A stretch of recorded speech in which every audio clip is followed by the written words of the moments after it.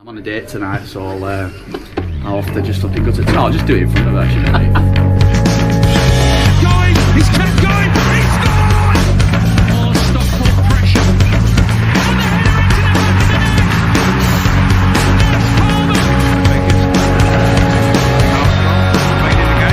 And a superb goal! Johnny did it! Lisa! Rose tries to get the ball in. Wilkinson!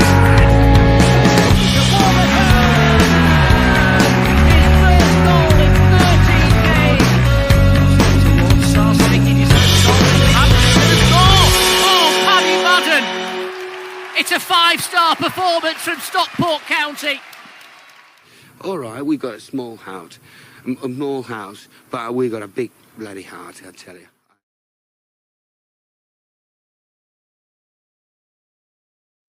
Hello, you brave little chucky eggs, and welcome to episode 66 of SK3 TV, the podcast for the thinking county fan. As long as what the county fan is thinking is, oh, it's a bit clammy, innit? Better stay inside and consume some top county content. Yes, another week in SK3 has gone by, and we are here to talk all things what are about county with me, Nick, and most importantly, it is Hannah. Hello. Hello. I've been away, to the south. The south. Maybe You've been that. beyond the wall. Yeah. It was Beyond where the touch and wall go. will be when I take over. Yeah. It was a nice little away day. Yes, Feels I mean, like- 3 points certainly helped. Yeah. Feels like we didn't, it felt familiar because it was the last away day of last season and the first Yeah. away day of this season. So it was like, you recognize the stewards.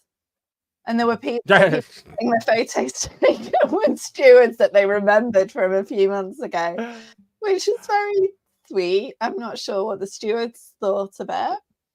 I probably thought it was bonkers. Well, yes. But then they were like, well, at least we've got them out of the way for the rest of the season until the man. I was going to say until the playoffs, but let's be don't. honest, it's Oh, not can happening you this season. I don't think. Can you judging by imagine yesterday's having to performance. go down there on a Tuesday night? Well, it's not happening for them, is it? Let's be honest, probably. Absolutely not. No, they'll have a different manager by about November. You would expect. It's generous. I mean, I just thought of a general, just in case. I've got to hedge my bets a little bit. So as I said at the top of the show, we've got an absolutely packed hour or so of stuff tonight. We will be talking all about Wycombe yesterday. We'll be looking ahead to Tuesday night, which I'm a little more excited about now. I know that we'll be playing adults rather than children. Are we? And we were also... Yes, Dave Challoner said in his interview after the game. He said, "Oh, well, we're on Dave Challoner, 100 league wins as Stockport County manager now, which in less than 4 years is very, very, very, very, very, very good." But yes, he did say in his interview that he'd be playing a strong team, so that's Good. exciting. I look forward to our 1-0 defeat at the hands of Crewe. And we will also have a returning guest. I think it's either his 3rd or 4th time. Yeah, and Marshall do you know Taylor, what? former Leighton Orient director. He'll tell us as well exactly what the scores on the doors are in terms of the number of times he's appeared on the podcast and the number of times that Orient have won. And I think that we might be, he might have taken the lead now. That would make sense, wouldn't it? Because they beat us, we beat them in the respective Yep. games. We both won away, and then we drew at Brisbane Road. Did we? And they had yes, And then we drew. they won on penalties. Yeah. So They won on penalties, but they didn't win in 90 minutes. So in All right, terms of 90 minutes, we leveled. No, because I didn't win my bet on bloody God, whatever yeah. it is, that Paddy Power. That's the one. Someone learnt very hard that day, didn't they? Someone did. Someone's not been placing what? bets yet this season. Decided it's a bit early. Yes, it is a bit early, and we're on 6 points from a possible 6. So if you could refrain from betting I until know, we've suffered a defeat. this might be what cures me, because after we talked about it last week and it came up on Twitter, I can't do the 5s anymore on FanHub because it really bothers me that you put it in and it calculates you like a, what do they call it? Like an aggregator thing. Can't be doing with that. Because I know that I've got like 50 points once ever. So I'm clearly not going to win. But then when you see it like that and you're like, oh yeah, I do kind of know what I'm talking about. Maybe. No, Hannah, no. It's really like like the way they push gambling at you. It's really come on leaps and bounds from. Do you remember the days of like watching a game on telly, and then at half time you'd get like the disembodied head of Ray Winston, like put a bet on you slags. It's like, no, go away, Ray, leave me alone. Go and do some films that you've not done a good one of for like 30 years. When the fun stops. But FanHub appears to have kind of circumnavigated all the gamble aware stuff, and it just I love FanHub. And I've always appreciated everything that they do, and you don't pay for any of it. It's all supported by sponsorship. I bloody loved a free Greg's pasties. It peaks with the free Greg's. I've got, a whole drawer of free hoodies and bobble hats that I've worn once each. Yep. I love it. But the gambling thing I've got an issue with. And now everything's a discount, isn't it? So I've accumulated thousands and thousands of points again. But there's no point converting them to anything. So They had a Beer 52 discount on there. Oh well, that's But having used Beer 52 on a number of occasions because I don't learn, what they should really do for like 1,000 points, it should be a thing to cancel Beer 52 without having to go on the phone for 3 weeks. Yeah. If they did that, if FanHub did that, I'd be like, yeah, fair play. Do your gambling stuff. That's fine. Yeah. You've got me out of having to chase people to cancel Beer 52. Shall we do some admin? Oh yeah, if we might like. Get it out the way. You harp on about admin. I don't think anyone cares. We'll do a poll one week. Yeah, but the thing is, you need to do the admin early in the show. Okay. All right, go on. Crack on. I'll get out. Right. I talked about this on. We brought League One Look Back last week. Yes. And Home Bargains, a whole kilogram of fizzy mix, mega fizzy mix, no less. Mega fizzy mix. £1.99, Nick. Oh, I'm going out for a little walk tomorrow. I might go and treat myself. I've not investigated, so I got it from the one at the Portwood Roundabout at the Peel Centre. I don't know whether they have it on Edgeley, but I will find out on Tuesday night. Well, I'm going into Stockport, so I can go to the one on the Peel Centre. That's fine. Right, I'll play the noise, and then we'll rattle through the admin.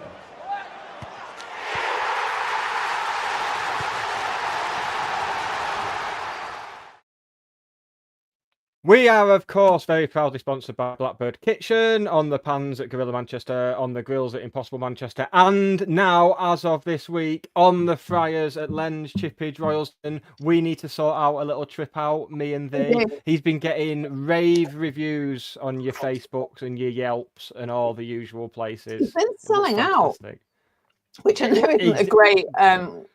much like FanHub. But yeah, no. I mean, I suppose it's the highest compliment, really, selling out of stuff. Oh yeah, 100%. Especially someone new. No, it's brilliant. But I'll be there you at see like the places have to close early. When I want my pie. And right, this is going to sound incredibly stupid, and don't. But what's a pie? No, they sell pies. They sell pies. Well, they have to because I don't eat fish. So. Well. Oh yeah. But like, and Andy's pies are insanely good. Yeah. So this was a real revelation to me. Yeah. I was like, because I would go anywhere for them. Yeah. I still need though, Andy, Grandad's apple pie. If you could make that happen, that would be amazing. We'll even record together and eat it live on air for like extra promo. No, I'll eat it. Like, I'm not sharing it. We will record together and do us You two can of the film pies, me please. eating the apple pie. Also, if Andy would like to make rhubarb pies, rhubarb is my actual favourite. I've lined up a new dealer in Cheadle that's growing me some rhubarb. Do you want me to be the middleman? Do you want me to go If you meet want, you in Tesco car park and get it off? Yeah, like round the corner from the allotment. Yeah. I could do that. It's not far for me to walk. I'm gonna have a walk that way in a bit anyway. What else in admin? If you want to be so kind as to show your appreciation for our content and buy us a coffee, you can do that. You don't have to. It's fine. Everything will be free. Mega Fizzy mix from Home Bargains is also. Send us $1.49 for a bag of Fizzy mix, and we're absolutely delighted. Hannah, admin, what else should people do? They should like and subscribe and share. And if you are listening to this via the medium of League One Looks Twitter account, don't moan about it. A Stockport County podcast. It's not professing to be anything to do with the wider league. We do talk about some of the other teams. We'll talk about Wycombe today. We will talk about Leyton Orient. But that's it. Don't bitch about it. Yeah. To me, because I will be snippy and sarcastic. I knew that was you running through. It was me at first, and then Harry waded in as well. So, God. Yeah. What a great bunch of lads. Absolutely great bunch. Lads. Lads. And while you are liking and subscribing to all our channels and stuff like that, you can find a growing collection of Stockport culture content, more of which will be coming this week. I'm getting out and about tomorrow, doing my thing.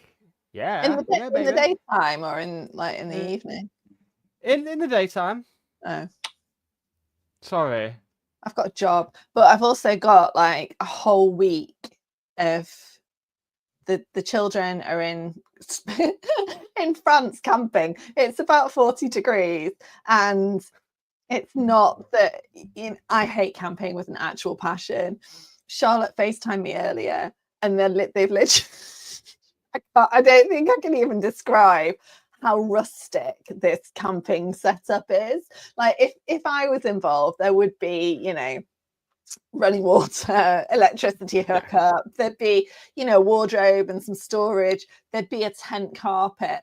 I think they've got sleeping bags, and bearing in mind it's 40 degrees, and lilos, and it just looks like my actual worst nightmare. But they're not coming back till Friday unless it all goes horribly wrong, which actually, looking at it, it might be. So I've got county on Tuesday, and that's it. No other plans. So what a week. If anyone wants to invite me to do something, this is the week. I'll cook. Madden or scratch you. I don't know what else I can offer. I like both of those things. Sign me up. Right, we will play the jingle and then we will get on to Wycombe away.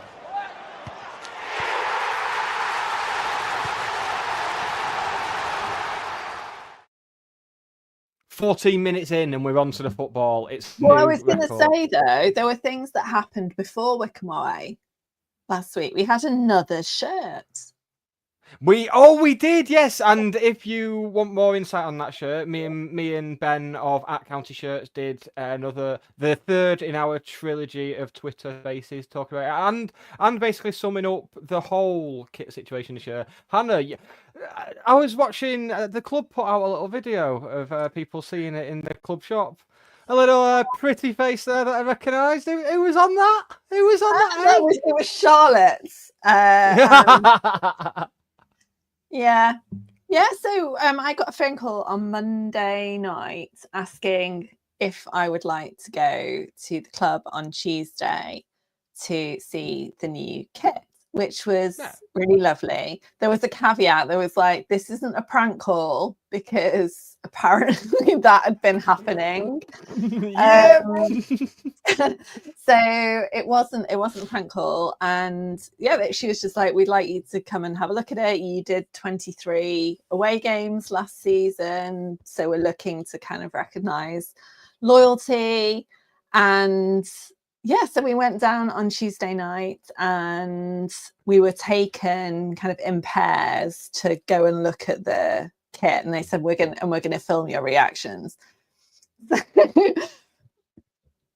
We walk into the club shop.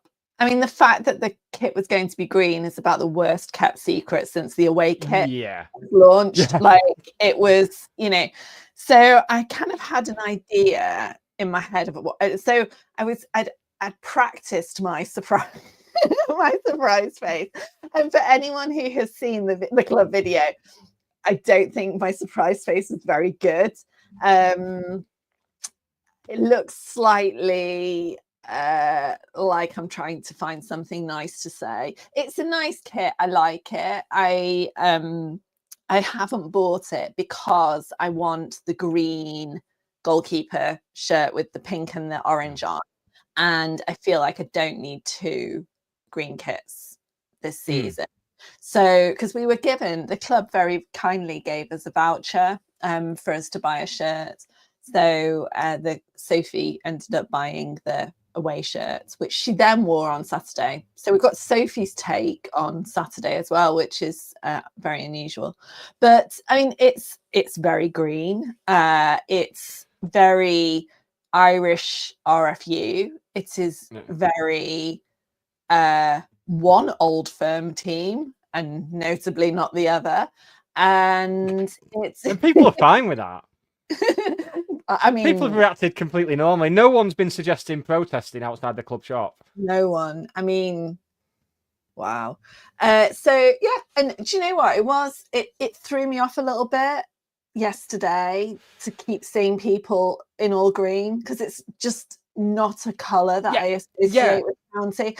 And one of my school friends who comes to county, I don't know, maybe a handful of games a season, it was like, it's not an outfield shirt, it's a goalkeeper shirt.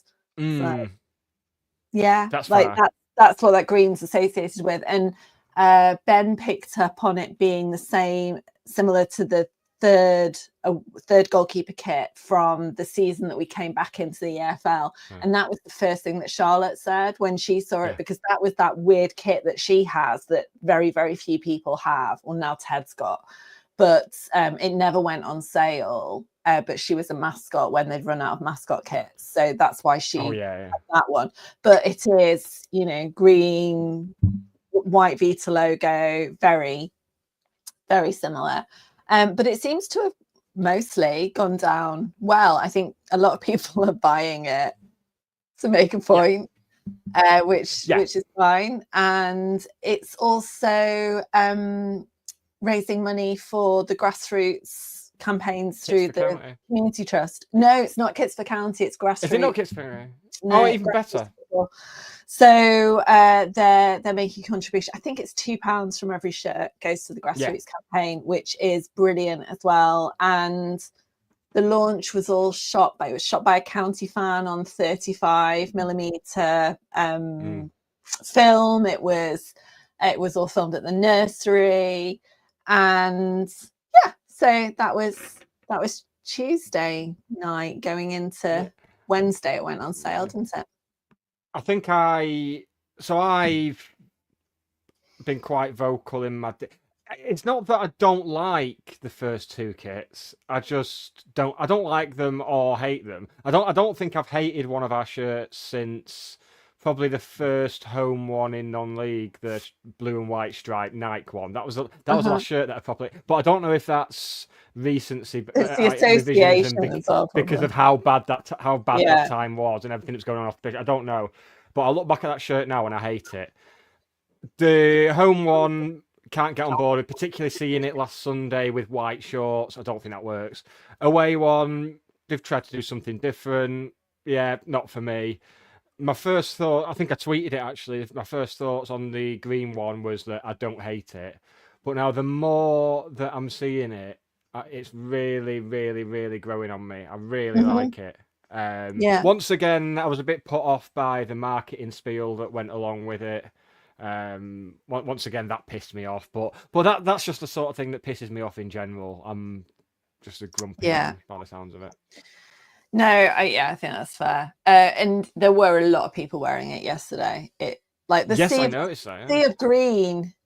I just that I get it, but it's just incongruous with Stockport County. But anyway. Yeah. Do you think the rebranding of the website and socials to been a bit strange as well? Excessive, probably. Yeah. And it annoys me that it's not like the shirt in real life is quite a bright green. It's not the green that's used on the social. Yeah. And I know that's probably down to RGB and various hex values and print, but yeah, but it's something different. We've gone for a different colour. It is, and I've said this before, and we've not talked about the emblem, obviously using the old emblem, but the thing is, like with anything like this, and it was the same with, when they were talking about the heritage of Stockport and the away kit, you have to tell the story. So if you're building a kind of storytelling campaign around the provenance of the kit and, in this case, Green Lane and the nursery and, all of that, you've got to tell the story. And there are people that won't know, the pub the bowling green that was used in the campaign is the nursery and, the links to Heath and Norris. They don't know when the years that emblem was used. Why was it changed? What does it represent? There is a whole story about our history that could have been, I think, communicated better as part of the selling in of this shirt. Yes, definitely. It's always room for improvement, and I think that is recognised, which is a good thing. Quick before we get on to yesterday's game, thank you to Dan Moll for his contribution along with the caption "Grab yourself a fizzy mix each on me." On Buy Me a Coffee. That is it. Yeah. So I was so vague about that then. No, but what was I going to say then? It's like I was watching, because I've been really bored today. I've done shitloads of washing. I've put it out to dry. I've tidied the house, done all kind of life admin stuff. And I was watching the TikTok live, and it was like old school QVC. Hannah's placed an order. You slay, Hannah. It's Hannah's first order, guys. It just felt very reminiscent of that then. Oh, happy day. Yeah, let's slay with some football chat. Smooth. That's what a link that is. God, I'm like nice. James Bond if he did a podcast. Right. So a nice early goal. So being on night shifts, I barely slept on Friday during the day. Worked Friday night. Saturday, I got to sleep about 8 o'clock in the AM, and then woke up at 10:30. Couldn't get back off to sleep. Lunchtime, I thought, I'll watch the Southampton-Wrexham game. That'll get me back off to sleep for a bit. Turned out to be such a pulsating, absorbing game that I watched the full thing. Then I was like, well, I'm up for county now. I'll get ready to watch that. And then when we went a goal up in the first few minutes, I kind of got this feeling of, we can go 2 or 3 up, and then I can go to bed. It'll be all right. The first goal, I mean, great work from Jack Diamond. He's clearly done some work on his left foot as well, because at times last season he was almost too right-footed. So great play for Diamond. Great positioning from Carl Wotton to get himself there to finish that, which was a criticism last season, was that maybe he wasn't there wasn't enough urgency for him to get into the box. But before we get to those two players, it was the ball down the channel from Ethan Pye. If you're playing as a wide centre-back in a three, we were back to a back three and it was glorious. If you're playing as a wide centre-back in a back three, if you can't take the ball forward and break through the lines, then that's exactly the type of ball you should be playing. And that's exactly why, when you see the Twitter account that will list like 15 random defenders from League One, say, who's the best defender in League One? I'm sorry, but Ethan Pye is the answer to that question. And it's very telling that I've seen, because you always get fans, it's like with when you see when a content creator will do their best 11 of the league from that day, and everyone will be piling in with a player from their club as if they've watched all the other 11 games that weekend. It's like, well, no, this player could have been better. And it's like that somewhere, but it's very telling that county fans are replying saying, well, Ethan Pye is the answer, and you're not getting fans of other clubs saying, no, you're talking rubbish, my defender's better. And it just goes to show how highly thought of he is, and he's just started as he finished last season. That was one of the highlights of the game for me, was his ball down the channel. It's fantastic. And at that point I thought, oh lovely, we'll score a couple more here and I can go back to bed for a bit, safe in the knowledge that the points were won. But in typical county fashion, we went and made it hard for ourselves. Because it was that discussion. There was a bit of a discussion going on in one of the group chats during the first half. It's like, are we really good here, or are Wycombe really bad? How bad did you think Wycombe were? Because if you consider, it feels like them coming to Edgeley Park just under 12 months ago and absolutely wiping the floor with us. It seems like a decade ago. Given the change and upheaval they've had since then, it's mind-blowing. And I've said since about that game that I almost didn't mind losing to them because they were so good, and it was actually slightly enjoyable in some kind of sadomasochistic way to watch them play football because they were so together. Interestingly, I've had a stats bomb session this afternoon, and I've had additional consultancy on the stats bomb session from an actual professional performance analyst, because Excellent. I was like, am I doing this right? And you've got like all this data, like, is this saying what I think it's saying? And what the data is saying is that actually over 90 minutes, Wycombe was significantly better at XG, cumulative XG, shots on target, better in possession. But we know from, county over the last few months that actually works in our favour when we have less possession. Pass completion was better, total passes. They were like, statistically, they were far and away the better side. Now, going back to last week, I talked about pressures, and we were like far and away the better team in terms of pressures. So, Marshall loves the stat as well. Marshall and I would say, anyway, we'll get to that later. But pressures and pressure regains are the stat that we are outperforming everyone else in the league in. So what we're not doing. What we're doing well is PPDA, so passes per defensive action, which that I am a particular fan of, and then pressure, which is that kind of being aggressive, staying on top of people, turning over. It's kind of going in and taking the ball and taking possession. And so what we are doing, which is good but also slightly miraculous, is we are absolutely making the most of what we've got and being incredibly clinical, versus your Wycombes who weren't converting things. And we saw the same with Bolton last week. They weren't taking the chances that they had, whereas we are. You mentioned Ethan Pye. Ethan Pye absolutely great defensively, but Owen Moxon stats are comparable. Sorry, if not better. can you use Owen Moxon's full name, Sorry. please? SK3 TV sponsored away Owen Moxon. Also, Ollie Norwood's stats are right up there in terms of the tackles, the interceptions, defensive plays.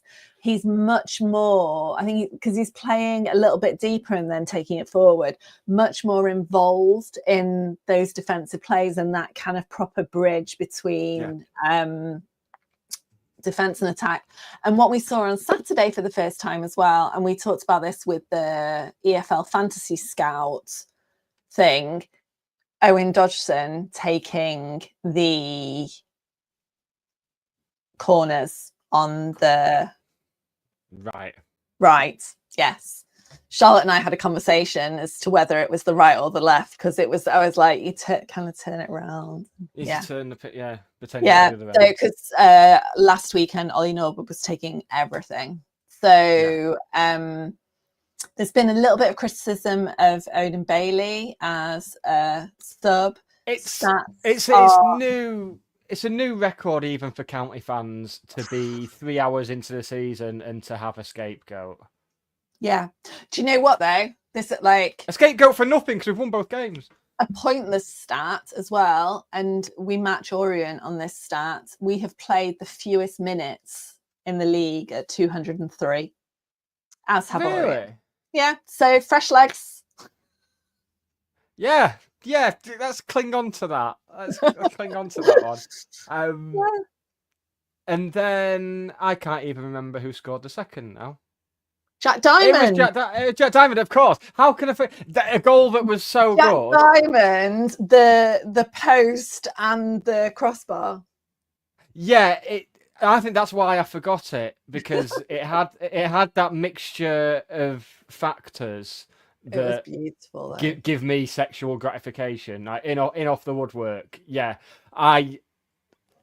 he's a player who it felt him and Fevrier, I would say, the end of the season came at a bad time for both of them because he'd really got into a rhythm, and Jack Diamond has really kind of kicked on from where he left off, and a goal and an assist in one game. Like yesterday as well, Charlotte said to me at one point, where did he come from? He just came from nowhere and popped up all over the pitch. I'd love to see it. So his sofa score was like 9.2 or 9.4, I think it was. Which is superb. I expect to see him in Team of the Week when it comes out tomorrow. I've not looked at, is it Flash Mob, the one that Sky used though? I've not looked to see who was on there.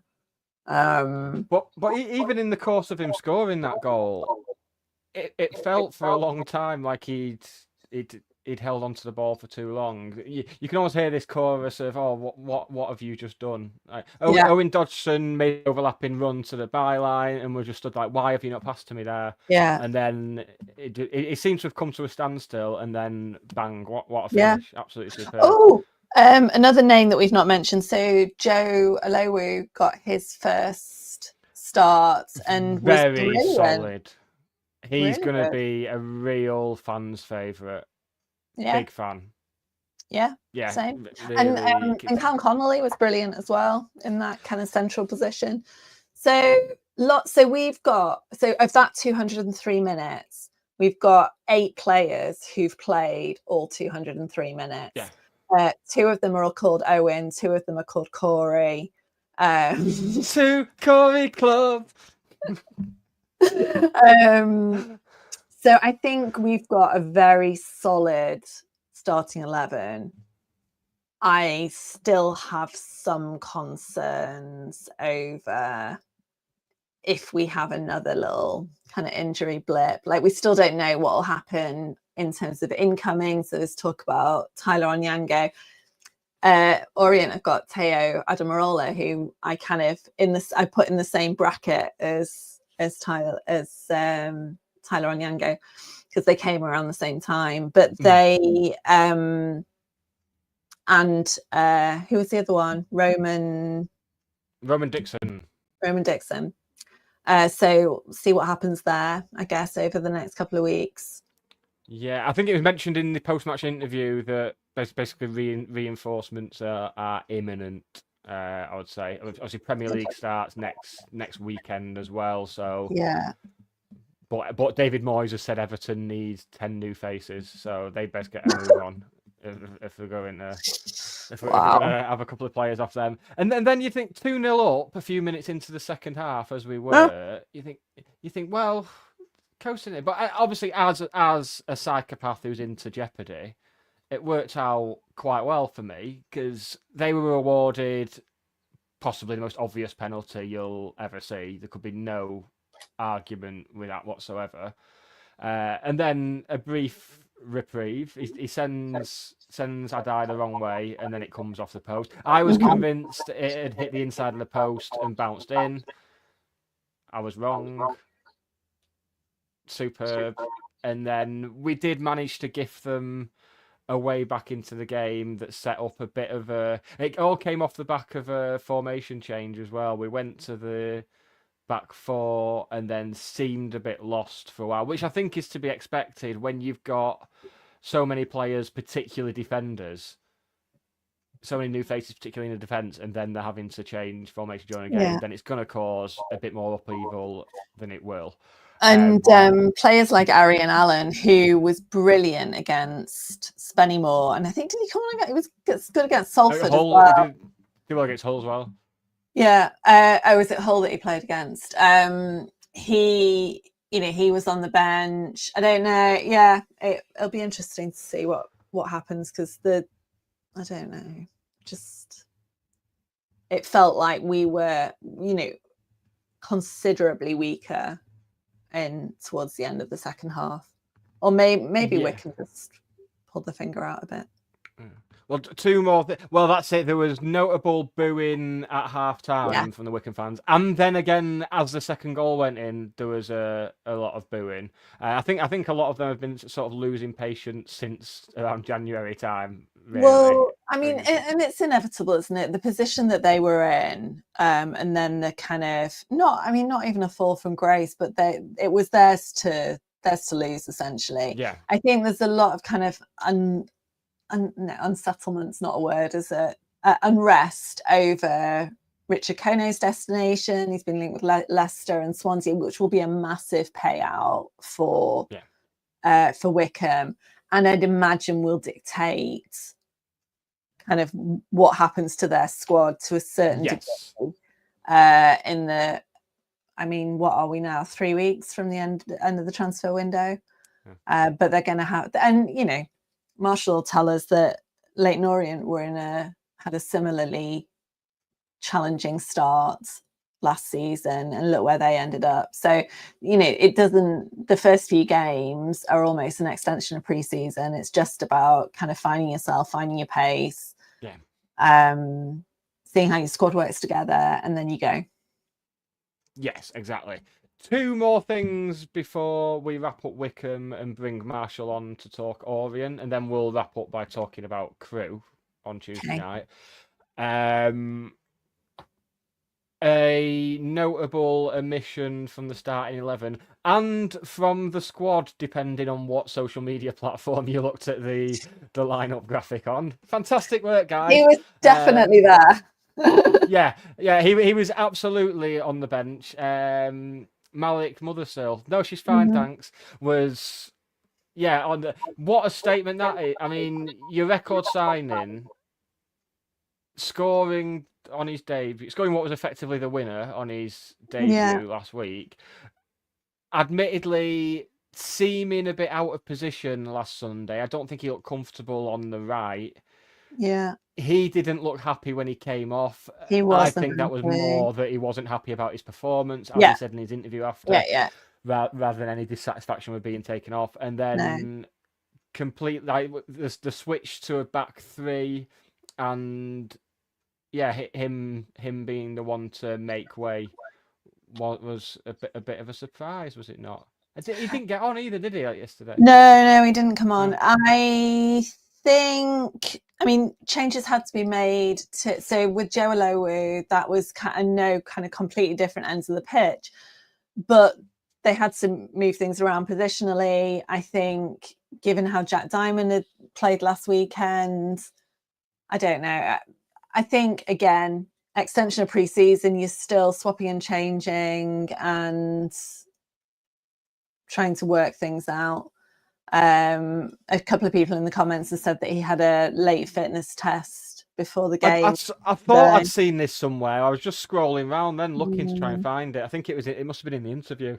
Yeah, so it makes sense, and we, once again, still managing to get the 3 points without a key player, as we did for large parts last season. Yeah. One more thing then on Wycombe was the match-winning save from Corey Adai in the dying minutes. Absolutely fantastic. Like, I've seen people saying, "Well, what's Wootton doing there?" Well, he's trying to block the ball. There's a shot at goal. If Wootton had jumped out of the way of that and it had gone in, he'd have been getting so much shit. So he's damned if he does, damned if he doesn't. The work from Corey Adai because he was already starting to go one way, to shift his feet, adjust himself and save that, absolutely superb. And then for us to clear the corner as well. They had a fair few set pieces towards the end, some needless free kicks, the usual. But we sort of stood firm. We looked very kind. He seems to be, bar one occasion where I think it might have been Connolly and Pye. I can't even work out how to describe it. They were sort of attempting to clear it from round the penalty spot between them, and it was like they were both waiting for both each other and for Corey to come out, and he didn't. And that was the only black mark on his performance for me. But you can see now we've sort of, it's something we said in the summer actually. This will be a big period for him because he's got a new defence coming in, and he's going to be all they know. It's not like before when these defenders had so long with Ben behind them that they got used to that. It's different now, and he's really taking the opportunity. And I think he is being much more vocal and challenging those defenders as well, in a way that he wasn't last season either. He was brilliant yesterday. He really was. If Ben plays on Tuesday, it's Ben's 400th game. 400th game, yeah. Which is incredible. But we'll see how that pans out. Corey's friends from the last Wycombe game were sat immediately in front of me, reminiscing about what happened last time they went in the Wycombe away end as county fans. And you say reminiscing like people who were in the Vietnam War reminisce. Well, it was like a horrible moment for them. I don't want to diminish the Vietnam War, but it was not their. It was not a highlight in their following Corey. But it was. He has an awful lot of support from friends and family. And the same at Orient last year. The same group were at both games. And it's really nice. They're all, always filming him and then filming people, singing the song, and it's really nice to see. It was very noticeable. Something we mentioned about him last season, and it's more evidence of the fact he's improved and he's very much making that shirt his own, is the fact that last season when he conceded, his head would drop. And after he conceded yesterday, he was back up, back straight, head up, and it's really nice to see. I always like to see players turn it round after. It's not like he had an especially shaky start. I don't think he just wasn't as good at that point as Ben was for us. But it's very much. I think the only way he's going to lose that shirt for league games now is a run of 5 or 6 bad games, really. And very good. It always takes me back to Sam Walker. I mean, I think his debut. I can't remember if he was subbed at half time or if he came on at half time and was then subbed in the second half. It was one of the two, and then he got farmed out on loan and then came back and became a legend in the 2019 promotion team. So it's nice. I like it when players redeem themselves, and there's certainly one more in who might fit the bill for that, who needs to do that, who we'll probably see on Tuesday night, and we'll get to that later on. But shall we bring our esteemed guest out, Hannah? Yes, let's do it. So his 57th appearance on the show. Let's get him out.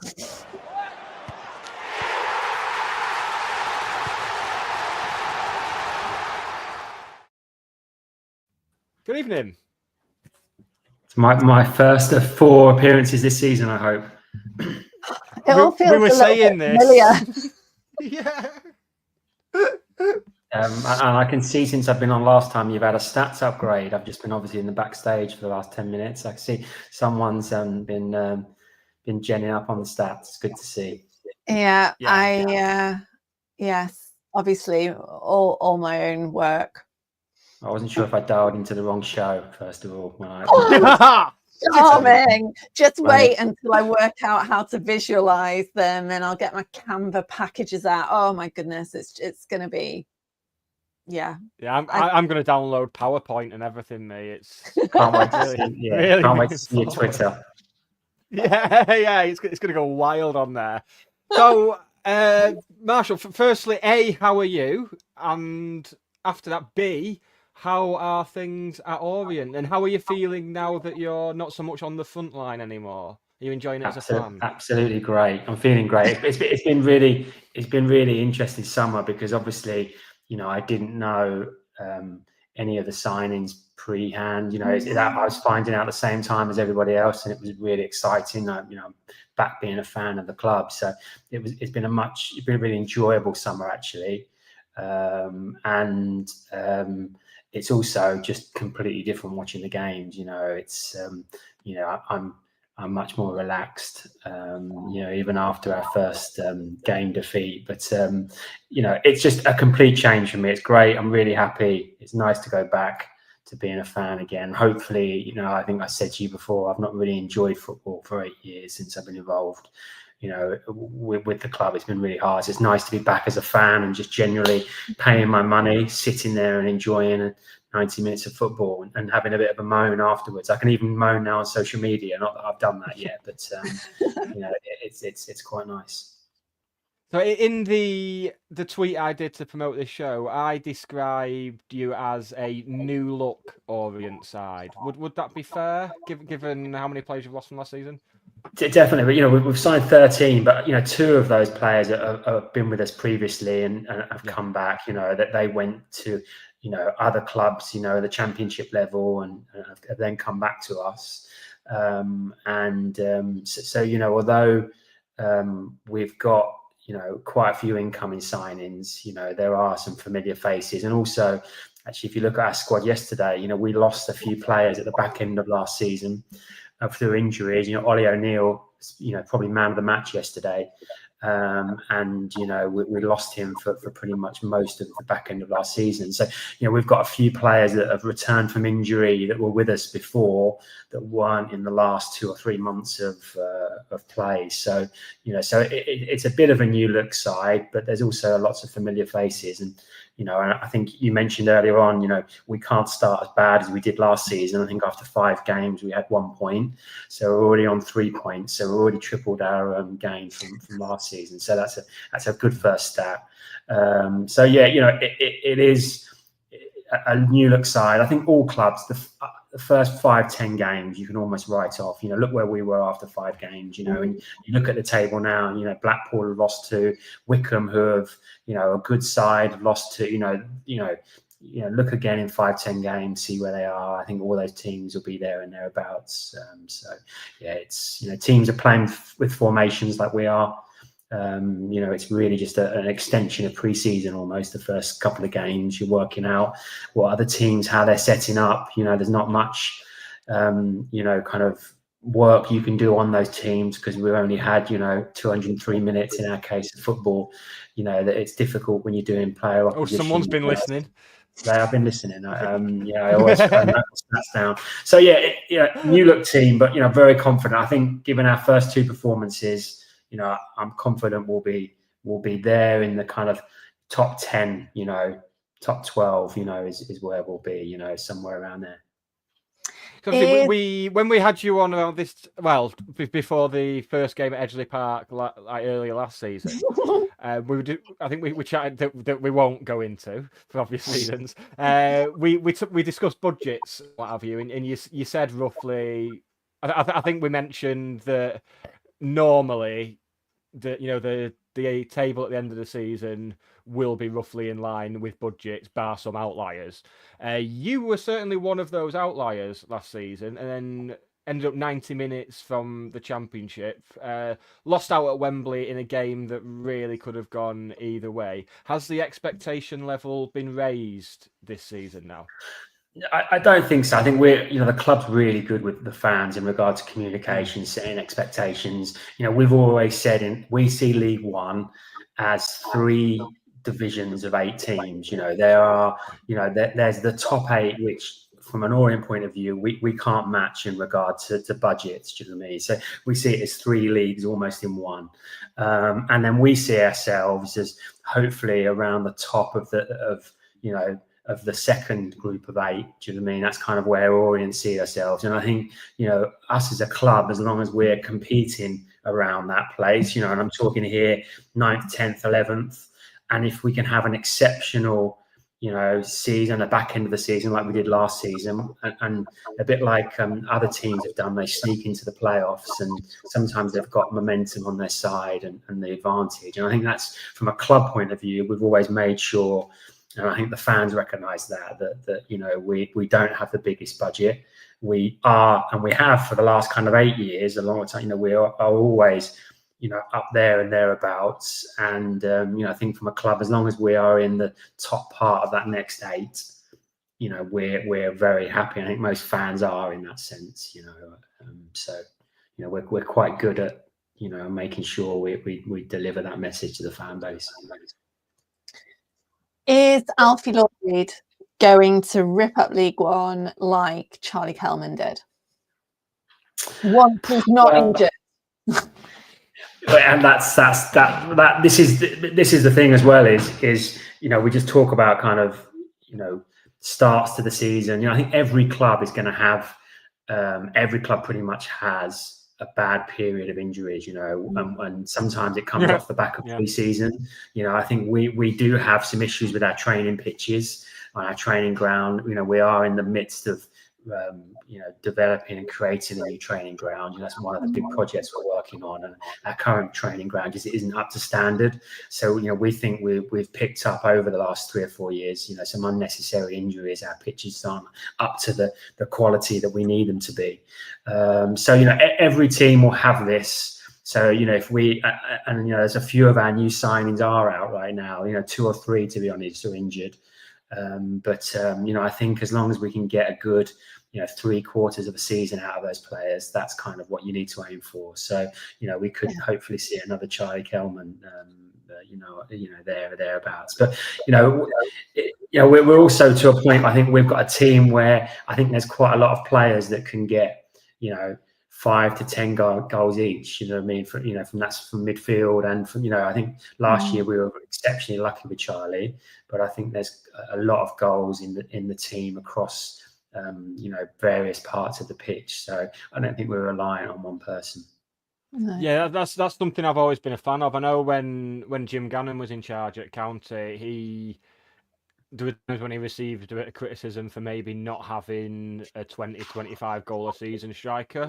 And he said, well, if you put all your eggs in that particular basket, both budget-wise and footballing-wise, and they get injured, then where are the goals coming from? It's better to have several players who can weigh in with double figures. I think it's a really good way to work. Yeah, and also I think Charlie Kelman gets a lot of plaudits last year for the amount of goals he scored, which was great. But if you actually look at his performances off the ball, he was probably one of the most exceptional front players in the whole League One. I don't think many players worked as hard as he did. Tracking back, he just constantly ran for 90 minutes. He was phenomenal. Even if he did only scored half those goals last season, he's still an extremely good striker from that point of view. And I think that's what Richie likes to see. And we've signed Aaron Connolly, who obviously was in the Premier League and has had his issues. But I think if you looked yesterday, such a really strong work rate, tracking back, making tackles, didn't get on the score sheet, but is working really hard. And I think that's what what Orient and what Richie sets the team up to do. For him, it's just as important the work rate than the goals from the front three. Yeah, and so you lost Ethan Galbraith as well. He was, I think, most of the other ones you lost were kind of loan players that returned to their parent clubs. And is Ethan Galbraith, did he go to Charlton? Is he another one that went to Charlton? No, so it's Charlton were in for him. Funny enough, I think he turned Charlton down. He actually went to Swansea in the end.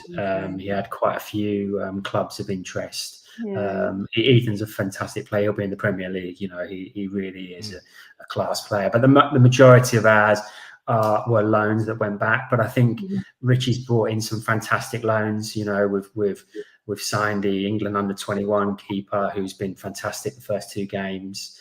We've signed two. Pardon? Sam Tickle.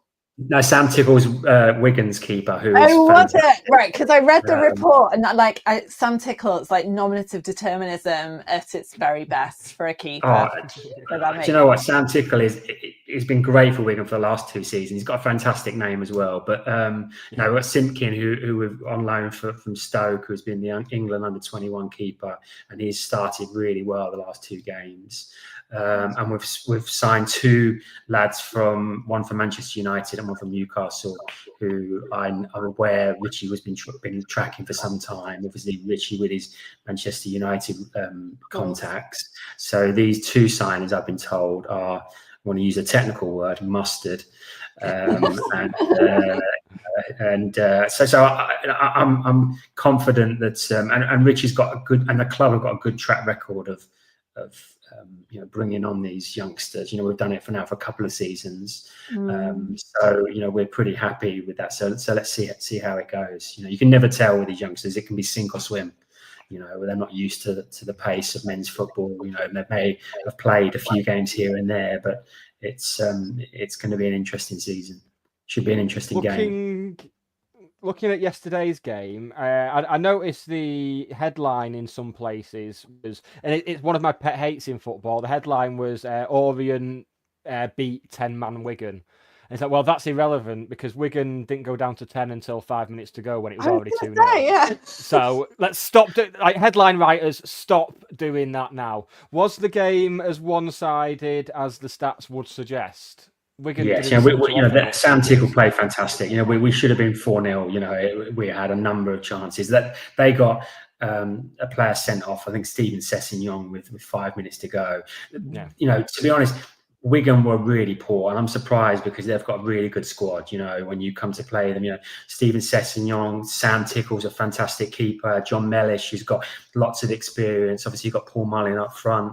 They've got a team that's got on paper should be there and thereabouts. They were really, really poor yesterday, and we could have had, if it wasn't for Sam Tickle, it would have been kind of 4-0.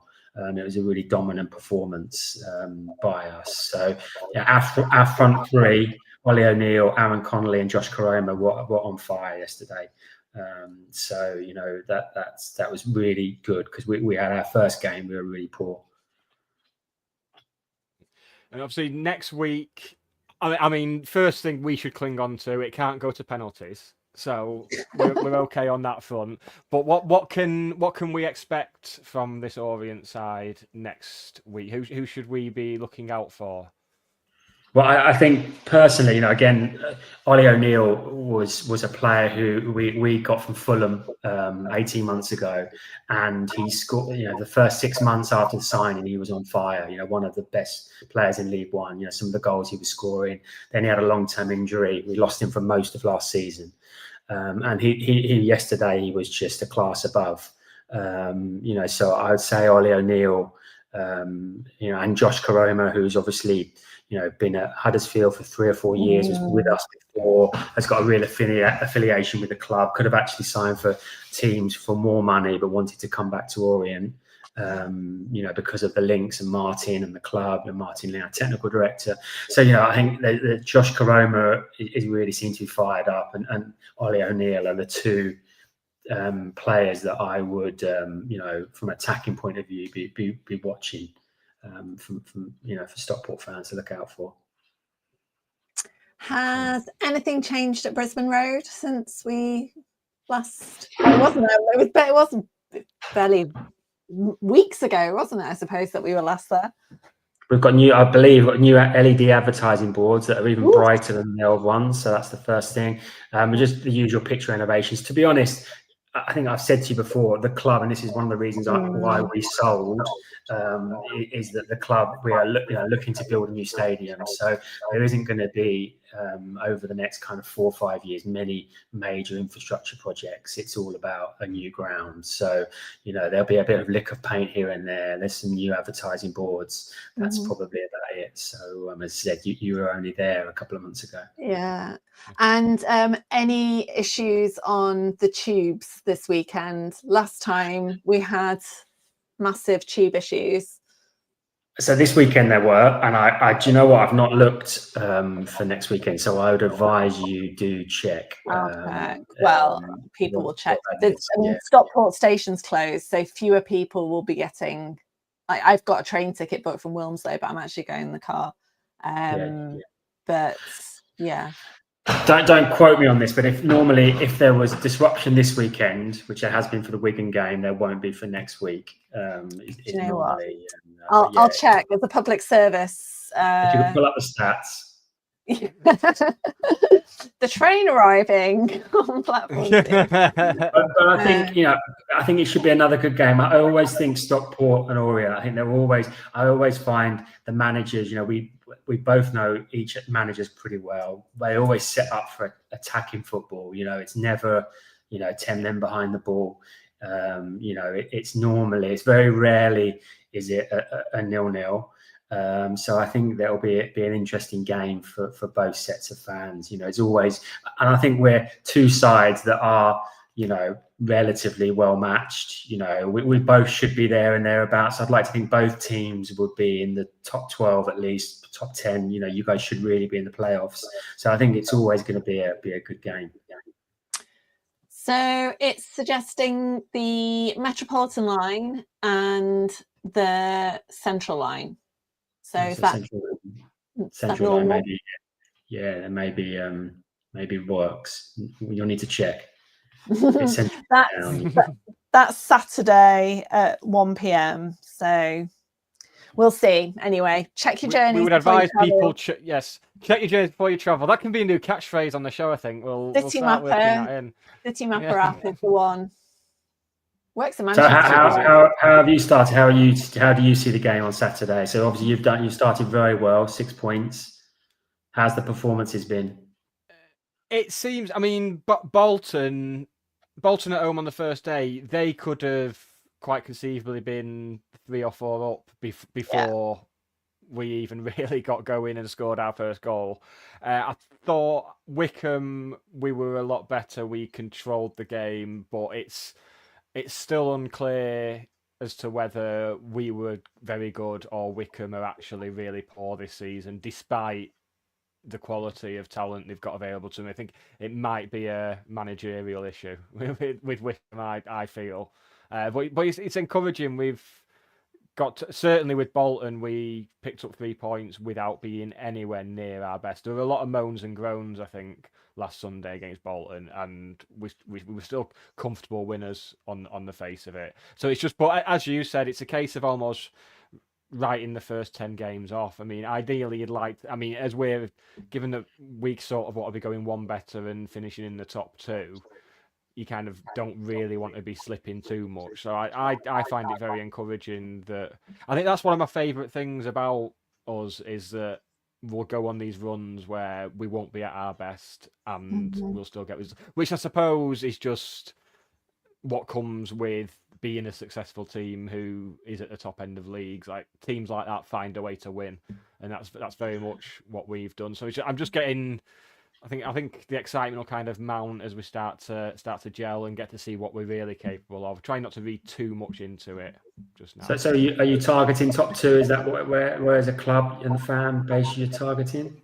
So we've got this. Is it really 11 weird or 12 stat. years? Yeah, 12 years. We're the only club in the world to have finished higher every year for the last 12 years. So a higher league position. So we screwed it up for ourselves last season by finishing top of League Two and then third in League One. That was an unhealthy kind of exponential increase. So yeah, second or the run is over. Yeah, so I think as a stat, Leighton Orient, and in 8 years we have finished higher every season bar one in maybe 8, maybe 9 years now. So we're slightly behind you, but yeah, that's where we are as a stat, as well as any one season that we slipped slightly behind. But yeah, we've done similar. But I'd be shocked if we, if we get much higher than we were last season. I think this season's really tough. I know Birmingham and Wrexham have gone up, but I think there's a lot of money being spent, and it's going to be another tough one from our point of view. It is, and we know from watching Birmingham last season, they didn't have an easy start, but it was again massive investment, spending an absolute fortune, and those players had to learn to play together. And when they did, they were pretty much unstoppable. And we'll see that Plymouth have had a horrible start. Cardiff, watching them against Port Vale on Friday night, Port Vale, one of the worst games of football I've watched in my life. But Port Vale were the better team, I think, for the vast majority of it. But it's not. That's not how it's going to be. We're 2 weeks in, and with 3 weeks of the transfer window left, and there's another transfer window in January. It's not going to stay like this. You can't judge it. Yeah. To wrap this chat up, we'll do like they used to do on the news with the whole "and finally" and try and leave it on a lighter note. Ian Dowden says the big question: what's the food option that county fans should be choosing? The important questions. It's always pie and mash. You're not going to get that from me. It's got to be pie and mash. And to be honest, and this is like the pie and mash at Leighton is fantastic. Really good. There we go. So to sum up, O'Neill is a key player. Check your journey before you travel. Check the result before travelling, as John Billsbury suggested in the comments, and go for the pie and mash. I think we've absolutely nailed that. That was top-notch journalism, I thought, Hannah. I mean, discussion maybe. But yeah, if you want to call it journalism, we can do. It was journalism. I've got a microphone and I've got a pen here as well. So, all righty. Lovely. Well, Marshall, it's been a pleasure. Thank you for joining us. We always appreciate it. And no doubt we'll be speaking to you ahead of a League Cup second round tie, the FA Cup first round, the final of the Football League Trophy, and then before the playoffs again, and another league game. So we'll see you about 14 times this season.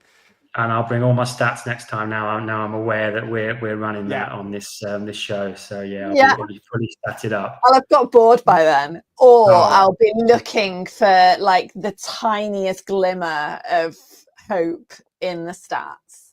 Yeah, I'm going to make a jingle. Posting stats radars on Twitter every day. I know. Yes, that's going to be it. She's got the password. She can do what she wants. Right. Anyway, apart from this weekend, have the rest of a good luck for the rest of the season. Apart from this one. Same to you, mate. Speak to you soon.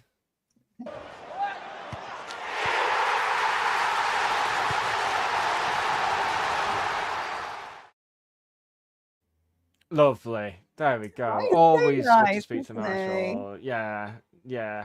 Oh, what a guest. Absolutely fantastic. Really good insight as well. I've got some bonus stats.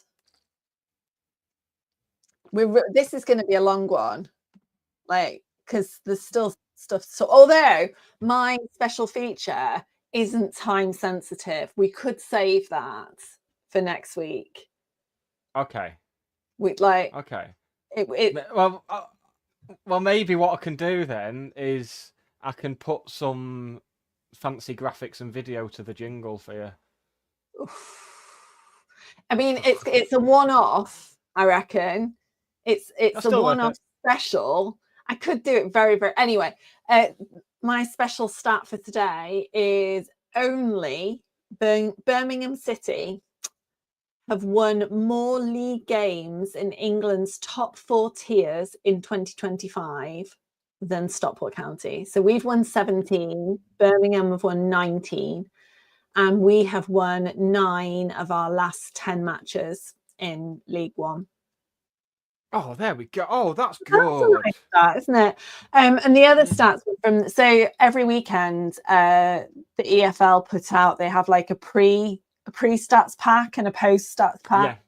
Yeah. So the pre-stats pack we should have looked at, in fairness, because it's like Wycombe don't have lost their first 2 games for the last however many years. They have only won 1 in 7 to us in the last 7 games at home, like their home. Although we have only won our first league game of the season once in the last 13 seasons, and obviously last year. So yeah. Oh no, twice, because 2018.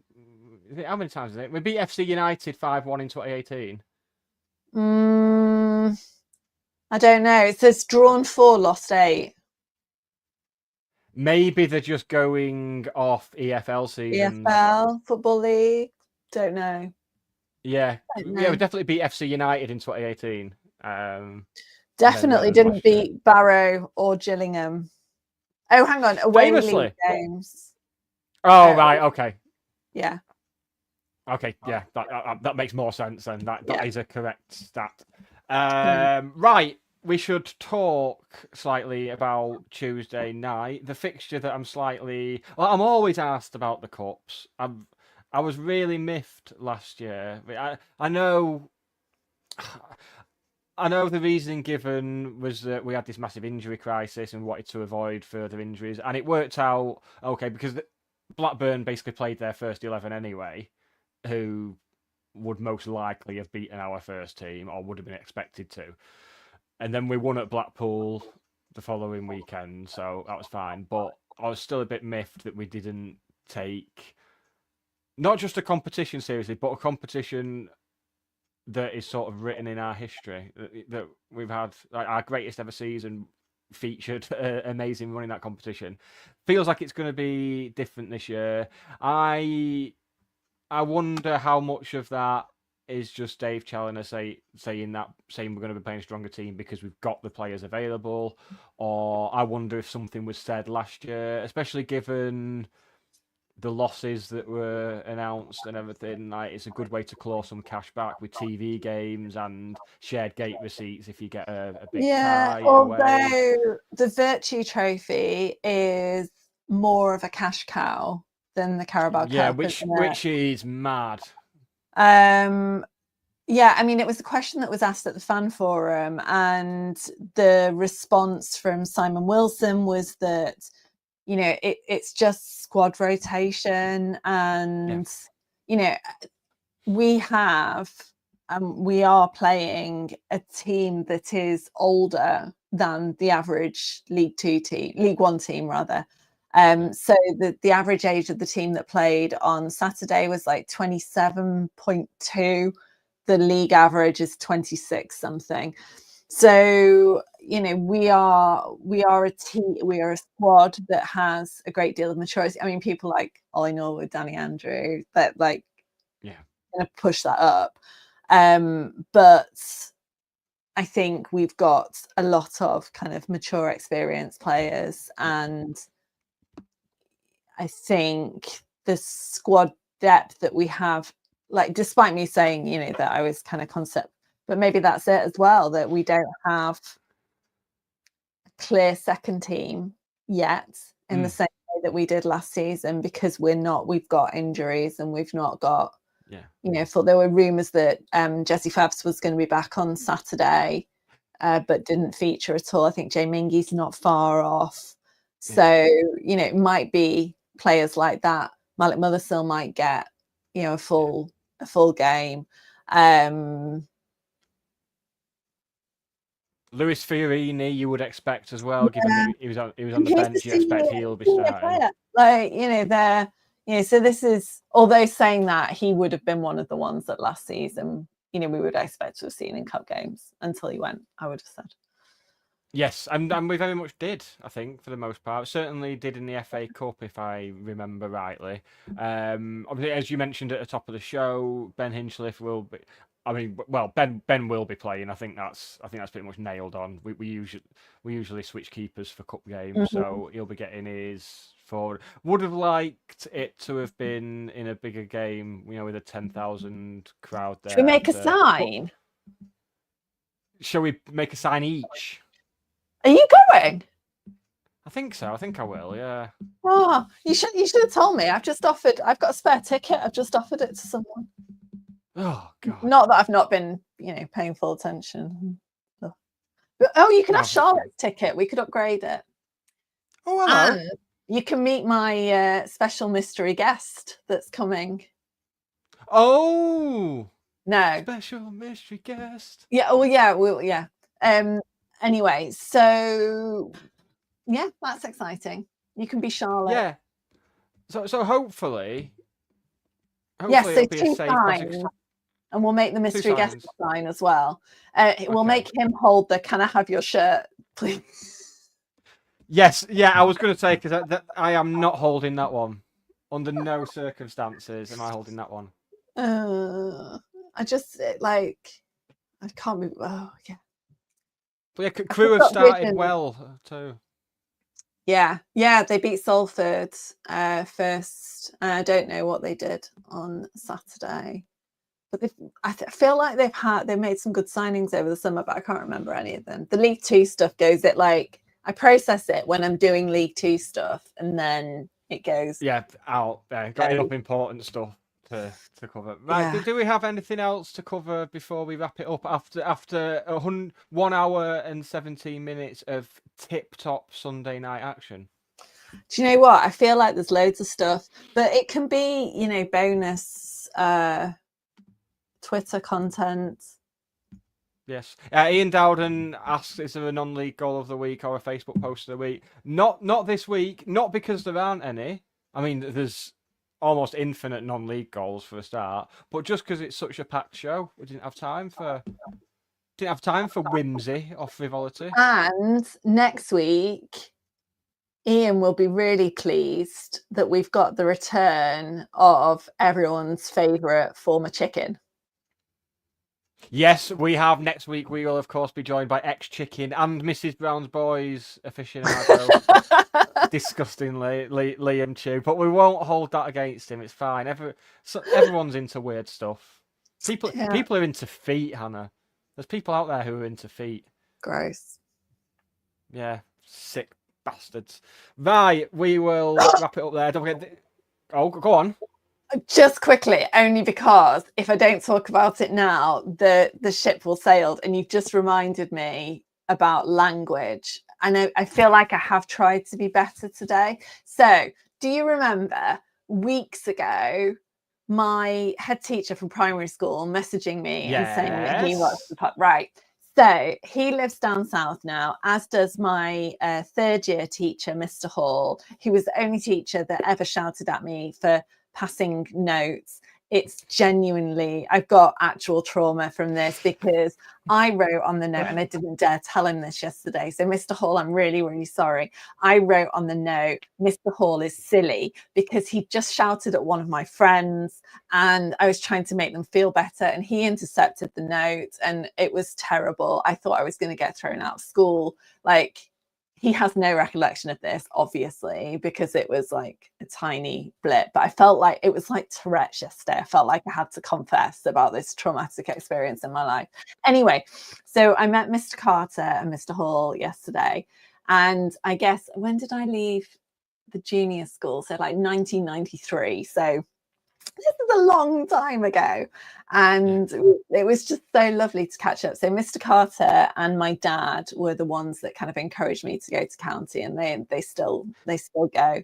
And Mr. Carter said, you know, Hannah, when you swear on the podcast, I want to tell you off. Oh my god, no! Like, because I was saying, like, in the context of, and I've said this often to anyone who asks me about it, in my head, the people that listen to the podcast are the people in the comments. It's Dan, it's Ian, it's John, and no one else. Like, it's just us talking about football. I don't think about anyone else, and I know my dad listens to it, but I don't necessarily filter. I don't have a language filter, profanity filter for my dad. But now I feel like I should, because I don't want to upset Mr. Carter anymore. I mean, I feel bad. I'm sorry, sir. Please I don't. know, right? I felt like, you know, I was disappointing. Like yeah. So, Do you know, my first day at secondary school, we had a music lesson, and the music teacher, she basically she went round the class, and you had to if you played a musical instrument already, you had to tell her, and they'd sort out like lessons, like as part of school, and be in the school band and all stuff like that. So everyone was like, all the trombone players got up there, and like guitarists and stuff, and drummers and whatever. And then she's like, "Oh, is there anyone else?" I said, "Oh yeah, I can play the triangle." And then people laughed, which, oh god, the feeling. That's where it all started, I think. And then people laughed, and I was like, "Oh, this is great." And then there was like, while people were laughing, she was like looking down at her register, and then she just suddenly goes, "Nicholas Lee, stand up!" And I had to like stand up while she carried on with the lesson. Because God forbid you make it. But I did actually play the triangle. yeah. I was being, yeah. Yeah. So if you're watching Mrs. Capener, fuck you.